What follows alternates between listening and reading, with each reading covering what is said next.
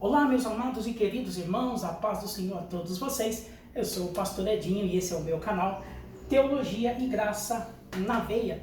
Eu quero compartilhar com você sobre a importância da escola bíblica dominical e eu quero trazer um tema sobre avivamento. Quem precisa de avivamento? O obreiro ou a obra? Aviva a tua obra. Qual dos dois precisa? O que faz a obra? O obreiro ou a obra precisa desta guinada, desse avivamento, desse enxerto de vida, desse reavivamento, de tornar da vida de novo, onde um dia existiu, que agora está perecendo, está se definhando, mas precisa ser enxertado a vida de novo. Isso é avivamento ou reavivamento, não é? Pois bem, quem precisa? O obreiro ou a obra precisa desse avivamento? Antes de compartilhar com você verdades maravilhosas da Escola Bíblica Dominical e da Palavra do Eterno, peço para você, me ajude a divulgar esta palavra, mande este vídeo, esta mensagem para alguém, para um amigo, você que é um pastor, obreiro, professor da Escola Bíblica Dominical, amante das Escrituras e aluno assíduo da Escola Dominical. Me ajude a divulgar, se inscrevendo no meu canal, compartilhando, dando seu like, me ajudando a divulgar. Tenho certeza que vai ser de grande valia para os nossos irmãos. Só te peço esse favor, se inscreve no meu canal, compartilha, para a gente alcançar um público maior que gostam de ouvir a palavra do eterno Deus. Pois bem, neste ano, no primeiro trimestre de 2023, que encerra nesse próximo domingo, no dia 26 de março, todas as nossas igrejas, a Assembleia de Deus, o Ministério do Belém, estará fazendo o encerramento desse primeiro trimestre, que se diga de passagem que foi maravilhoso e extraordinário, que trouxe um tema, a verdade central, o tema central de todas as lições, foi falar sobre avivamento,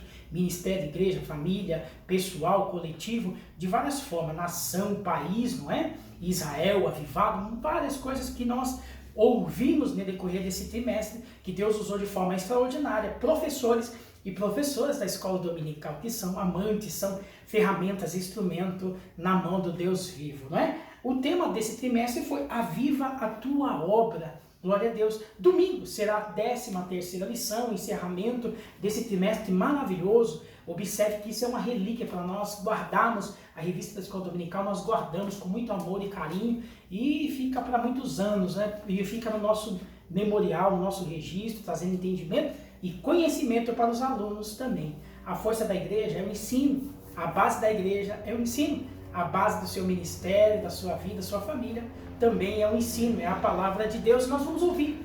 Eu quero comentar os 3 tópicos, resumindo, para os professores da escola dominical, amantes da escola bíblica dominical. A lição de número 13, aviva, Senhor, a tua obra. Aí eu faço a pergunta para os irmãos, quem escreveu isso e quem fez esse pedido, esse clamor, de forma angustiante, esta oração, foi o profeta Abacuque. Abacuque está entre a grade dos profetas menores, por causa da curta escrita e ministério também abreviado, né? Um ministério curto, diferente dos profetas maiores, como Jeremias, Ezequiel, Daniel e Isaías também, não é? Então ele está na classe dos profetas menores. Deus usou ele para anunciar a palavra de Deus, né, numa situação de um caos, onde o povo de Jerusalém estava vivendo de forma dissoluta e de forma inadequada e de uma forma que não estava agradando ao coração do eterno Deus, Criador dos céus e da terra.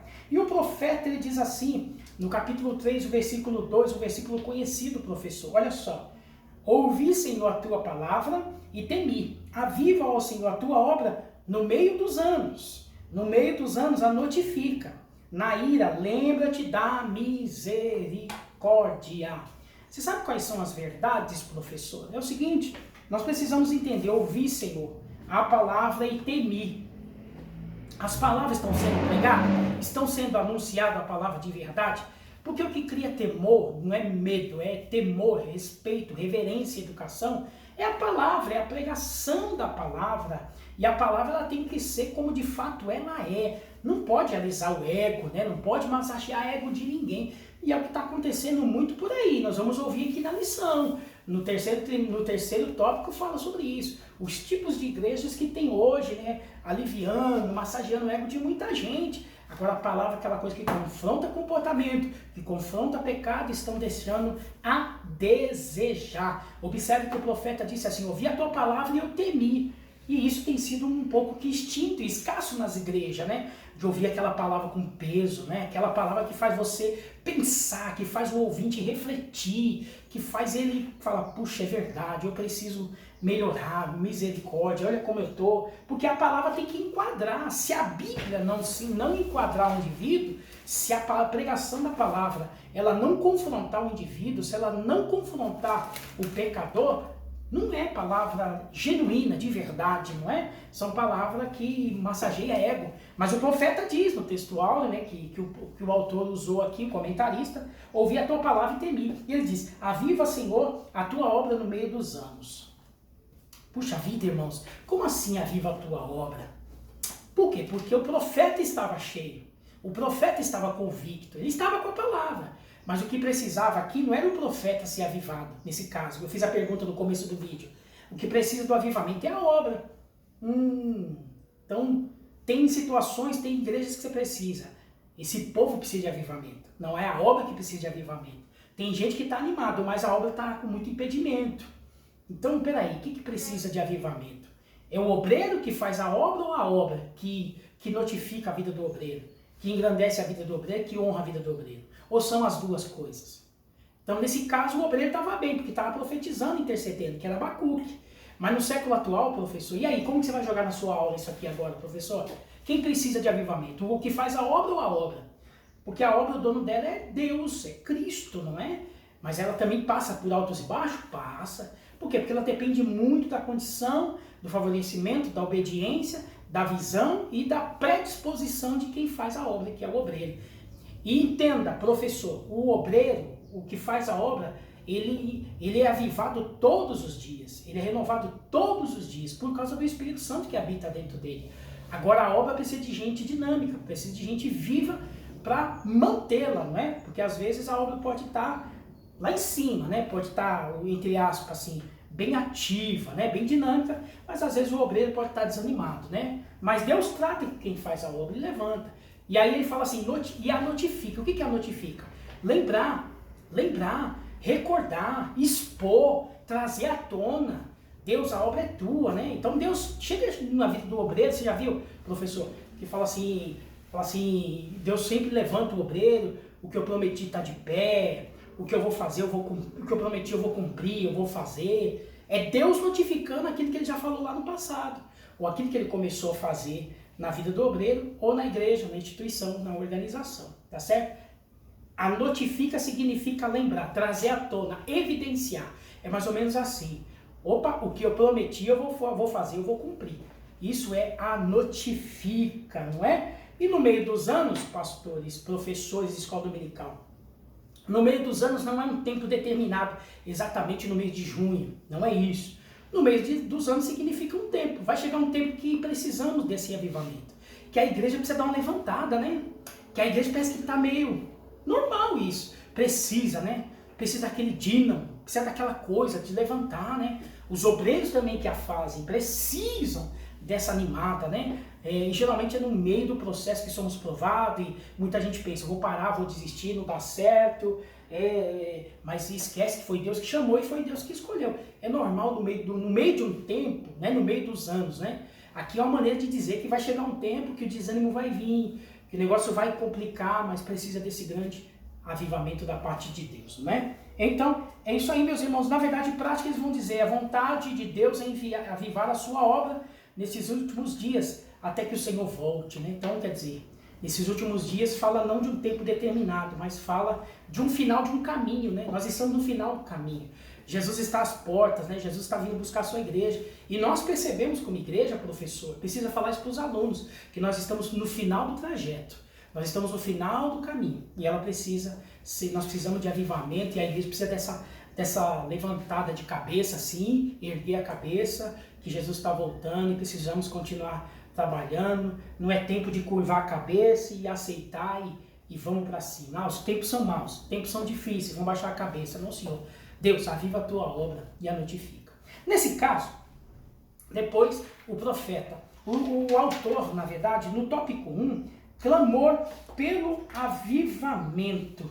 Olha só, clamor pelo avivamento, o profeta está num período de angústia, não é? e ao mesmo tempo não entendendo por que Deus permite, não é? E ele entende que há uma indiferença da parte de Deus. Então, no tópico 1 da sua revista, professor, precisamos entender e passar para os alunos o seguinte: o profeta estava angustiado porque ele estava vivendo aquilo que ele estava sabendo que estava acontecendo. Ele estava vendo que estava tudo errado, o povo não estava vivendo de acordo com o que querer e a vontade de Deus, e aquilo abateu muito ele estava vivendo. Porque profeta que fala, quem prega, quem ensina e não vive e não sente aquilo que fala, aquela palavra não tem efeito nenhum para ele.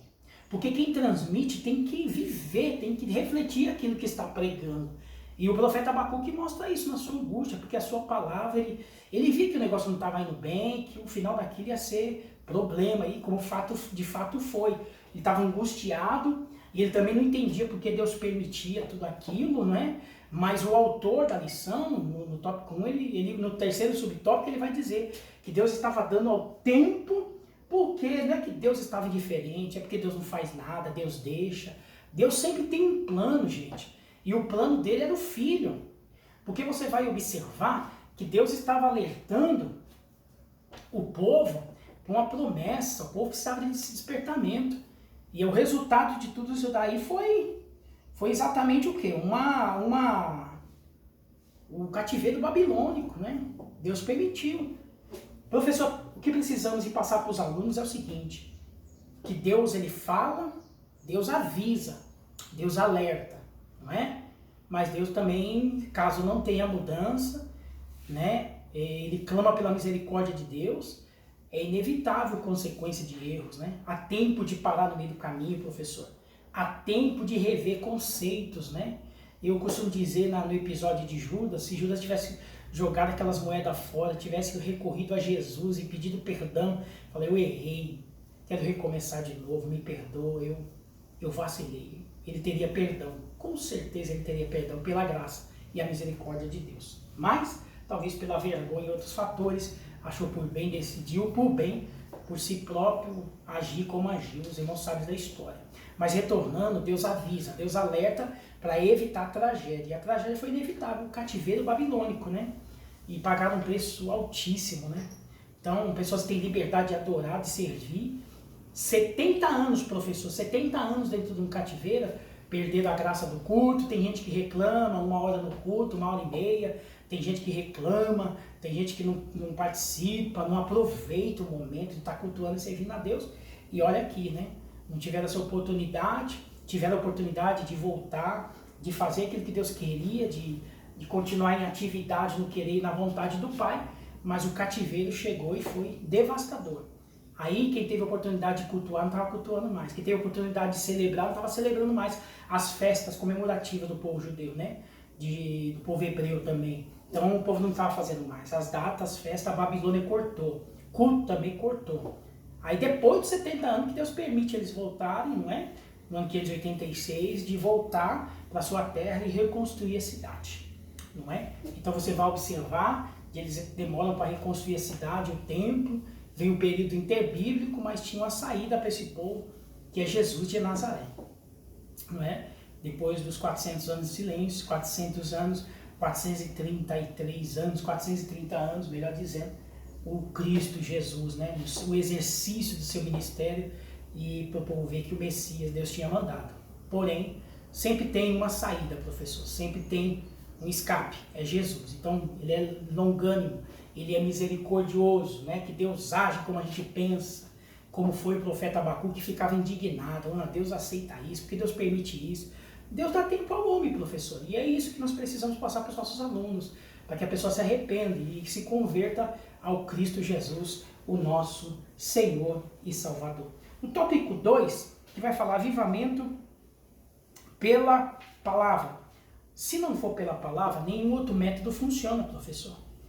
Se for técnicas, a unção, o azeite, derramamento do azeite, o quipá, o manto, o cordão dos 10 mandamentos, a água do Rio Jordão, o azeite de Israel, essas coisas são manipulações de fé, isso são heresias espirituais, né? Práticas ilegais e desfavoráveis ao crente gentil que somos nós, que são práticas judaicas, né? São práticas antigas de culturas judaicas que não são adequadas para nós, igreja. Nós não somos judeus. O professor passa isso para os alunos, nós não somos judeus.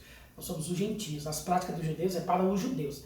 As práticas das igrejas hoje que traz o kippá, aquela coisa, o azeite, não sei o que, do Jordão, a terra, todas essas coisas, são manipulações, são técnicas abusivas para manipular a fé do indulto, daquele que tem pouco conhecimento, ou a pessoa talvez conhece muito, mas se deixa ser levado, né? Então, se não é pela palavra que traz esse avivamento, não há possibilidade que de uma outra forma, e outra forma seria uma técnica inadequada. Então, o que traz esse avivamento é palavra. É palavra, o que desenvolve sabedoria e entendimento, de acordo com o tópico 2, professor. O que vai desenvolver sabedoria, inteligência e entendimento para o crente, para o cristão, é a palavra. É a palavra. Porque eu ia ali comprar um azeite ungido e ungir minha casa, isso não me traz inteligência e sabedoria. O que traz inteligência e sabedoria são as escrituras. É a palavra, porque a forma que você lê a palavra é a única forma do autor estar presente quando o leitor está degustando, está mergulhando nas escrituras. O Espírito Santo se faz presente, tá certo? Ele vai trazer essa sabedoria, esse entendimento e essa maturidade. O avivamento, se não é pela palavra, é técnica, são meios de forma inapropriada, que não contribui, que não traz inteligência e sabedoria, e muito menos o discernimento. Porque o discernimento, ele provém do conhecimento das Escrituras e a ação do Espírito Santo. Então, duas coisas. A ação do Espírito Santo pela palavra. Só o Espírito Santo não traz discernimento. Só ele não. Precisa de palavra. A palavra, as duas coisas. Palavra e Espírito Santo. Palavra e Espírito Santo, junção dos dois, traz e desenvolve para o crente, professor, isso eu preciso passar isso para o aluno, discernimento, tá certo? Então, se não é pela palavra, não tem outra maneira. Por quê também? No tópico 2 vai entender o seguinte, professor. A única forma de confrontar pecado e de trazer o pecado à tona não é apontando o dedo. Não tem como. Não é, professor? É alguém chegar e falar assim, eu vi você pecando, como foi em Mateus capítulo 8, quando foi a mulher pega em adultério, né? Pegaram e trouxeram para complicar a vida de Jesus, piorar a vida da mulher, mas eles não pensaram neles, né? É muito fácil apontar o erro dos outros, como diz em Mateus 5, é muito fácil eu ver um graveto, eu ver uma trave no olho, um graveto no olho do irmão, mas eu não vejo uma trave no meu, né? Então é complicado demais, né? Eu vejo um graveto pequenininho, mas eu não vejo a trave que é grande nos meus, né? Então é muito fácil esse pré-julgamento precipitado, de apontar o pecado alheio do próximo, julgar sem ter prova, sem ter misericórdia, né? A Bíblia diz em Tiago 4 que só há um juiz e um legislador, a saber, Cristo nosso Senhor. Não é? João escreveu dizendo que perante o Pai nós temos um advogado. Ele fala, filhinhos, não pequeis, porque é o advogado junto ao Pai. Então, professor da Escola Bíblica Dominical, entenda isso, por favor, e passe para os seus alunos, que o pecado ele só é confrontado pela palavra. Então, quando o pregador, o professor, o ensinador, o pastor está ensinando a igreja, ensinando o ouvinte, os evangélicos, os cristãos, a sua igreja, o pecado do ouvinte está sendo confrontado. Eita, ele está por dentro dele ele está sendo esmiuçado pela palavra. Melhor do que apontar o dedo. Você errou, você fez. Pela palavra, não tem questão, não tem questionamento, né? Desenvolve temor. Então, assim, só existe um jeito, professor, de Deus avivar a sua obra. É pela palavra, que traz entendimento, inteligência, capacidade e discernimento. E também pela palavra é a única forma de confrontar pecado, professor. Palavra é a única forma de confrontar o pecado individual, secreto, individual. Porque o cara que peca, peca no seu secreto. E a palavra entra no seu secreto também. E lá ele esmiuça mesmo aquele pecado e coloca a vida dele em dia. Santifica, que é da forma que o escritor aos Hebreus, dizendo que sem a santificação ninguém verá a Deus. Então prepara ele, né? E o tópico 3, professor, para a gente encerrar, vai dizer para nós, avivamento é questão de vida ou morte, né? É querer essa vida, me dar a vida de novo. Foi o que o salmista escreveu no Salmo 51, né? Meu Deus, me dá a vida de novo, não aguento viver desse jeito não.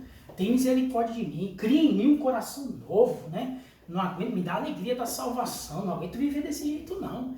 Não quero estar na igreja e estar distante de Deus. Tem gente que está dentro da igreja, mas está longe de Deus, irmão. Quando a pessoa está distante da igreja, ela fala, estou distante de Deus, estou distante do querer de Deus. Mas tem muito cristão que está dentro da igreja, mas está distante de Deus, né? Porque o que separa ele é o pecado. O pecado distancia ele, como diz o escritor Isaías, né? No seu livro, né? O que separa o homem distancia ele. No capítulo 59 vai dizer que o que distancia é o pecado, né? Que dá uma separação, não é? Então, ele fala questão de, o autor coloca aqui, questão de vida e de morte, não é? Querer essa vida, esse avivamento, porque eu acho que a pior sensação é saber que você está distante de Deus, que você está perecendo, que Deus não se agrada de você, que a ira de Deus pode ser acesa contra ti. Eu acho que é uma sensação, tenho certeza que é uma sensação muito difícil, né? Clamou pela misericórdia e falou assim, Deus, na ira lembra da misericórdia. Lembra que o Senhor é misericordioso, porque se Deus acender a ira dele, ele vir com a sua ira, ele vai vir com razão. Professor, guarda isso, professor. A ira de Deus se acende, ela vem com razão. Mas só tem um jeito de abrir mão da razão para ser feliz e ficar bem. É saber que tem misericórdia, né? E é isso. É igual um casal.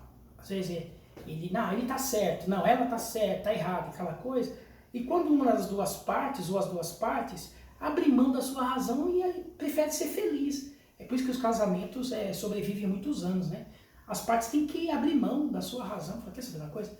Ele tem razão, ela tem razão, eu prefiro ser feliz e estar em paz com ele. Isso é misericórdia, né? Então, da mesma forma, Deus, se Deus acender a ira, lembrar da misericórdia. Foi o que Abacuque disse, lembra-te da tua misericórdia, não é? Então, Deus é misericordioso, né? Ele disse assim, foi o que Davi disse também, né? Melhor cair na mão de Deus que cair na mão dos homens, né? Porque se eu estou distante da mão de Deus, então eu sugiro que eu sou um alvo fácil, né, professor? Então, quando você se sente que você está distante a pessoa sente que está distante de Deus, que está fora do caminho de Deus, significa que ela pode ser um alvo vulnerável, sujeito a ser tragado, né? Então, precisa da misericórdia de Deus. E é isso, professor. Existem coisas, e ele fala assim, o autor ele coloca aqui, né? Sobre as igrejas que tem hoje também, professores. E hoje é isso. O povo não quer viver esse avivamento, se levantar, procura alternativas.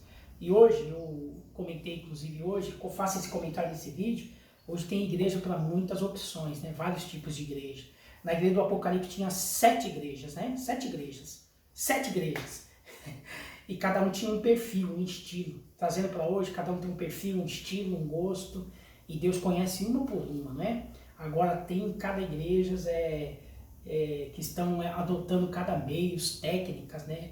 Mensagens motivacionais, coaching, né? Mensagem inclusiva, né? Mensagem que é uma membresia que abraça, independente de como a pessoa esteja, né? Vivendo, né?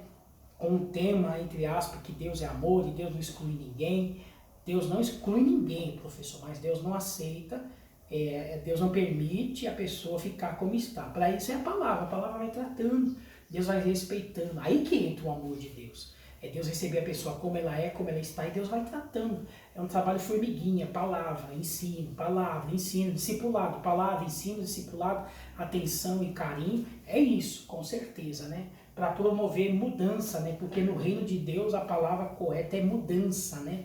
O evangelho é boas novas, mudança, não é? E hoje nós percebemos igrejas com certas práticas que não convém, fora das escrituras, né? Muita coisa errada, muita coisa inovadora, né? Muita coisa onde lá tem isso, mas aqui não vai ter isso. Então, se você for sair de uma igreja e pela outra, você vai ver que não tem na sua, tem lá, mas não tem lá, tem aqui. Então, a igreja perfeita é a de Cristo. Existem igrejas saudáveis, igrejas que pregam a doutrina, a palavra como ela é, de fato é. mas hoje existe igreja de várias maneiras, de vários tipos, né? E é isso que o autor colocou, né? Clamamos a Deus, né? Permaneçamos firmes, né? É questão de sobrevivência espiritual. Por que eu falo de igreja há vários tipos, né? Não é saindo, professor, da minha igreja, eu saindo do meu lugar, indo para outro lugar que talvez resolve tudo para mim, né? Às vezes a questão não é a igreja, o ambiente, às vezes somos nós mesmos, né? É isso que precisa ser enquadrado, né? Só sai de uma igreja quando é necessário, por motivo de saúde, distância, recursos, né? Ou coisas graves mesmo, e é um direito de qualquer um de recomeçar um lugar, mas que seja um lugar de coerência bíblica, né? Doutrina, ensinamento da palavra, né? De forma saudável, que prega um evangelho genuíno, de verdade, que tem a Trindade como a sua base, né? A salvação, o céu, a eternidade, né? O tempo vindouro, o arrebatamento, e está tudo certo, né? Mas por qualquer coisinha sair do seu lugar para procurar uma igreja que se enquadra no perfil é o grande problema. Por quê, professor? A dificuldade das pessoas é se enquadrar no evangelho, mas o evangelho não, hoje não. Hoje tem igreja de todo tipo que o evangelho tem que se enquadrar no perfil da pessoa e não a pessoa se enquadrar no perfil do evangelho, né, professor? Então, transmite isso, professor, na sua escola, e para concluir, ele clama a Deus e ele fala assim, Senhor, porque tem uma hora que ele fala lá no capítulo 3 mesmo, quando ele fala, Senhor, quando ouvir, não é? Fala da parte que ele clama a Deus, quando ouvir, passar quando alguém estiver passando, que vejam as placas, veja que o Senhor é misericordioso, né? A tua palavra está de pé, a promessa, né? Isso é um outdoor, né? É como se fosse um outdoor, né? É uma placa de marketing, de informação, né? É mais ou menos isso, né? O profeta Abacuque falou isso para o Senhor, né? Então, que Deus nos abençoe, temer a Deus, isso é importante. E outra coisa, professor, para nós finalizarmos a lição, orou a Deus clamando por um avivamento na sua obra. Devemos clamar, Senhor, por um avivamento genuíno, individual, né? E local. As nossas igrejas realmente precisam desse avivamento, né? Espiritual, moral. E moral no mundo está semelhante, né? Ou pior, que nos tempos do profeta Abacuque, né? Então, se estava ruim na época do profeta Abacuque, hoje também o negócio está complicadíssimo, né, professor? E precisamos orar, clamar a Deus por avivamento individual e local também. As igrejas precisam desse avivamento. Devemos clamar pela misericórdia de Deus, pelos que estão se apostatando da fé. Professor, Jesus alertou dizendo também que o que precederia a sua vinda se acharia fé sobre a terra, né? E também seria um tempo de muita apostasia, né? Então, como a gente observou de muitas igrejas aí, misericórdia, só Deus na causa, né? Então, seria um tempo de apostasia, de frieza também, de imoralidade. Então, se estava ruim na época do profeta, imagina agora, muita gente se apostatando da fé. E muitas igrejas aprovando todas as abominações contra Deus, né? Que Deus avive a sua obra, né? Meu Deus, tem muita coisa sem noção, né? Sem base espiritual e bíblica nenhuma, né? Para tal coisa, né? Não é fácil não. Que Deus nos abençoe, professor da Escola Bíblica Dominical, continue sendo esse homem apaixonado, essa mulher apaixonada pelas Escrituras, pela Escola Bíblica Dominical. Nesse domingo estaremos encerrando esse tema maravilhoso, aviva a tua obra. Que Deus nos abençoe, em o nome de Jesus. Amém.